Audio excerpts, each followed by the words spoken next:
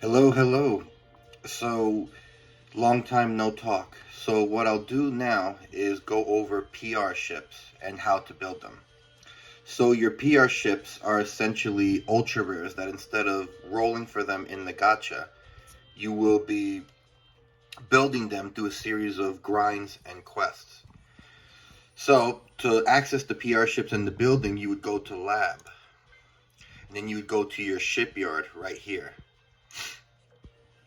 And this should bring up your ultra rare, your priority shipbuilding menu, and you have several different seasons. You have priority rare season 1 all the way to 5. They should all be available from the start, and you can obviously pick and choose which ones that you want to build in whatever order you want to build them. They're all very, very good. I recommend building all of them if you can. Obviously, some are better than others. Friedrich de Grobe in PR2 is still widely considered to be the best of the best. But you also want to build ships such as Rune, who's one of the best tanks in the game, as well as Azuma, and as well as Drake, who is right here actually. And then you also have fantastic damage dealers such as Champagne. Georgia is another fantastic option for a backline damage dealer, superb boss killer. Gascon is another really, really good option. So no need to skip any of these ships. It's just a matter of which do you need frontline or backliners first, and those will be the ships that you build. Now, my ships are completed, so it's going to look a little different. But when you first break into the menu here, like let's say you're going to build Friedrich de Grobe, instead of this right here, there would be a different chart here that would tell you whether or not you can build it or not. Because if I remember correctly, you have to own a certain amount of ships with a certain faction to open these rares up. So since Friedrich de Grobe is German, you would have to own a certain amount of Iron Blood ships in order to be able to unlock her. I don't remember if you have to limit break them. I don't think so. I think just simply owning them is enough because you have a separate thing later on. Let's see. You have a collection right here. Yeah, you just have to have a certain amount of ships. Oop, I don't know what this is. Hold on. Yeah, right. You have to have a certain amount of ships with a certain factions registered in the archives for all the PR ships. But for the PR ships, it would be ships of that faction. And then on top of that, and you'd have a little button here saying start development, and it would tell you if you can build or not. And right here, you would have your missions, because the PR ships have certain missions that you have to do in order that are not all unlocked right away. That you have to do in order, one at a time, and then finally when the missions are built, you would have the build button right here, and you'd be able to build it. As a general rule of thumb, on top of all these missions are going to be, donate a certain amount of gold or donate a certain amount of shipbuilding parts. Like let's see, do I have them right here? Like donate gold shipbuilding parts that you have to donate. You'll also have to donate quite a few cubes, wisdom cubes that you would use for rolling. Will go into your PR ship. But the main grind of the PR ships is the first mission that you get, and then another mission that you get midway down where you have to grind experience with ships of that faction. So let's say that you're going to be building Friedrich de Grobe. You have all the German ships required, or enough German ships in order to start building her. Now, the first mission that you have to do, especially in the case of Friedrich, because her grind is a little bit longer than everybody else, which is befitting. She's the most powerful ship in the game. Even now, she is still considered to be overpowered, even by endgame standards. There is not a single thing, there's no content in the game that she doesn't just blow out of the water. So, with most PR ships, the first mission is you have to grind 1 million XP with ships of that faction and of that type. So since Friedrich is a battleship, you would have to grind 1,000,000 XP with German carriers or German battleships. Friedrich is actually grinded a little longer. I believe hers was 1.5 million. And then when you finish that mission, and there is a counter here, there'll be a line that goes left to right, and then you just click the button to hand it in when you're done. Halfway down, get the finger out of the way. Halfway down, there's another mission where you would have to grind another set of 2 million or 2.5 million. In her case, I think it's 3 million XP with the same types of ships. Like, for example, if I was trying to grind Seattle, which is the Eagle Union, I would have to do 1 million and then 2.5 million or so of experience with American frontline ships. So American destroyers, American light cruisers, American heavy cruisers, and so on and so forth. So once you go down the list and you have every single achievement, once you have every single grind, you've grinded your 3.5 million XP, you've donated the gold, you've donated the shipbuilding parts, you've donated the research parts. I think you also need as well that you would use to upgrade skills. You would do all these handle missions. There'd be a build button right here. And then after you build her and she becomes an official member of your roster, then you have to upgrade her. And PR ships are different than regular ships in terms of XP. So when you take a regular ship, let's say I'll take New Jersey. New Jersey is a true ultra rare. So you enhance her the same way you would any other ship. You would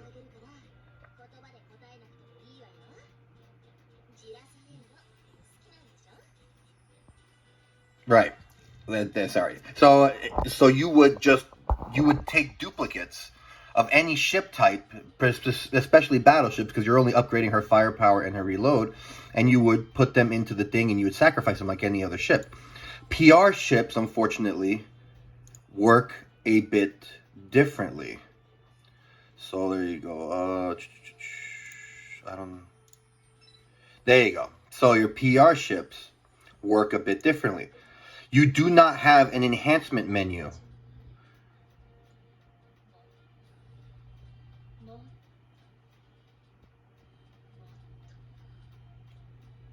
Right. You do not have an enhancement menu. You have the research menu right here. And this leads you back into this screen where I've already done all the you collect blueprints via the research missions. Here, hold on. When you go to your lab and you open up your research academy here, you have all these missions here these work just like commissions. Basic research you can do for free, and sometimes they'll give you a random blueprint, but they'll give you gold and research parts. I always recommend doing this. Rigging analysis, you give up your shipbuilding, your enhancement parts for gold and other things. I try to do those as a backup. Cube analysis. See, this right here is the icon for blueprints.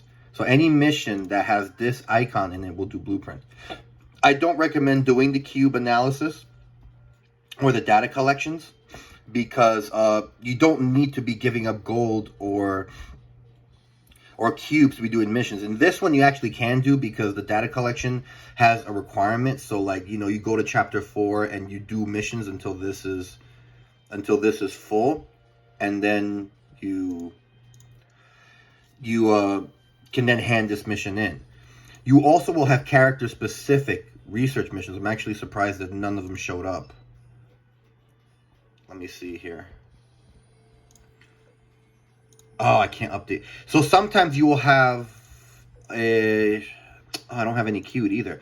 You will have character-specific research missions where the character's portrait will appear here, and you pick that specific mission to specifically research a character's blueprints. And you also can you can also prioritize some characters by focusing on a specific season. Or I think with some seasons you can actually pick a certain character.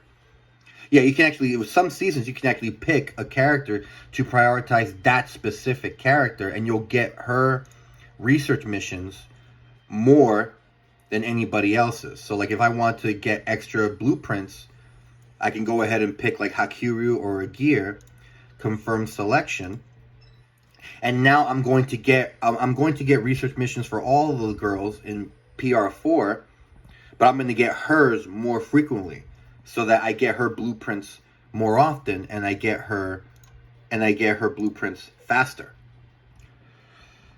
So going back to the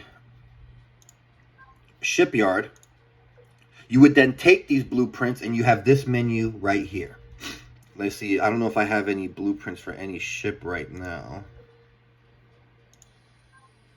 because I think I enhanced a few of these last night. No, I don't. But anyway, if you had the blueprints, you would put them in here. You would tell you how much you have right here. So I just enhanced a few of these ships last night, and you have your development level. So once you own the girl, that's only half the grind, because now you have to enhance her, and you have to get her development level to 30, and that increases her stats to maximum. And then you have a separate grind, which is called Fate Simulation, where you keep pumping in blueprints to take her skill, where you take her skill and you basically power up her skill. But for the time being, you take her blueprints, and what I like to do is I like to hit max, and it will dump all the blueprints at once.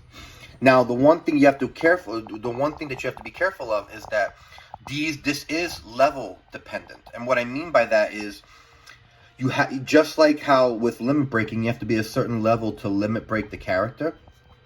You have to be a certain level to go past a development level. So like, for example, the character has to be by like level 10 or level 30 or level 50 or level 70 to unlock the next category of development level.